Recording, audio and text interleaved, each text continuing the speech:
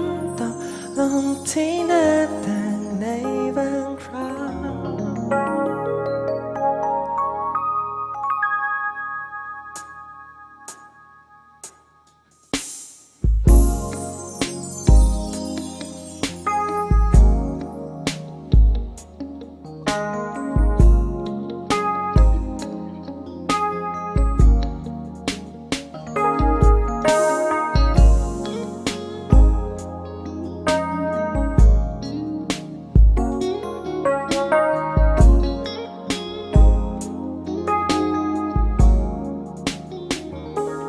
เพียงแค่ฝนตกลงที่หน้าต่างในบางครั้ง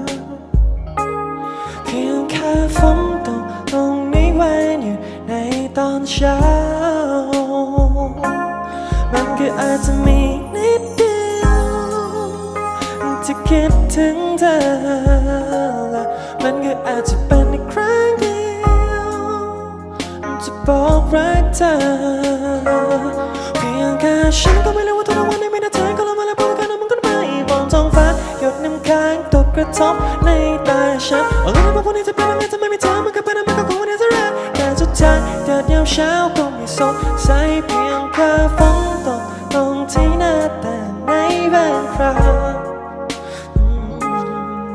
เพียงแค่ฝนตกลงในวันหยุดในตอนเช้า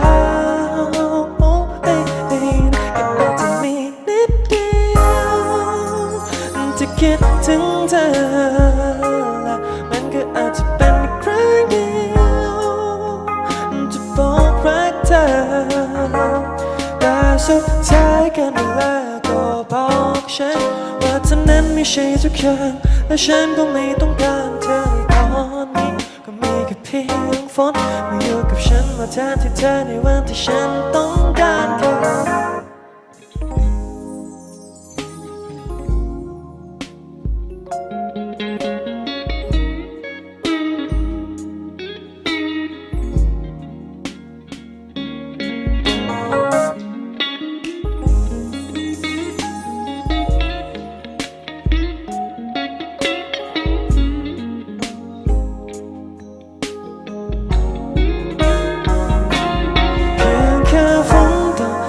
ที่หน้าต่างในบางครั้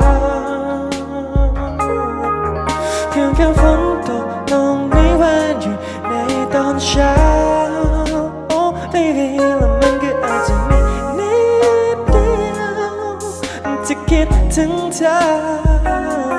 มันก็อาจจะเป็นอีกครั้งเดียวจะบอกรักเธอเพียงแค่ฉันก็ไม่รู้ว่าทุกวันนี้มีแต่เธอก็เลยมาแล้วพอจะกันมันก็ได้บนท้องฟ้าหยดน้ำค้างตกกระทบในตาฉันแล้วว่าวันนี้จะเป็นยังไงถ้าไม่มีเธอมันก็ไปนะมันก็คงไม่ได้จะรักแต่สุดท้ายแดดยามเช้าก็ไม่สดใส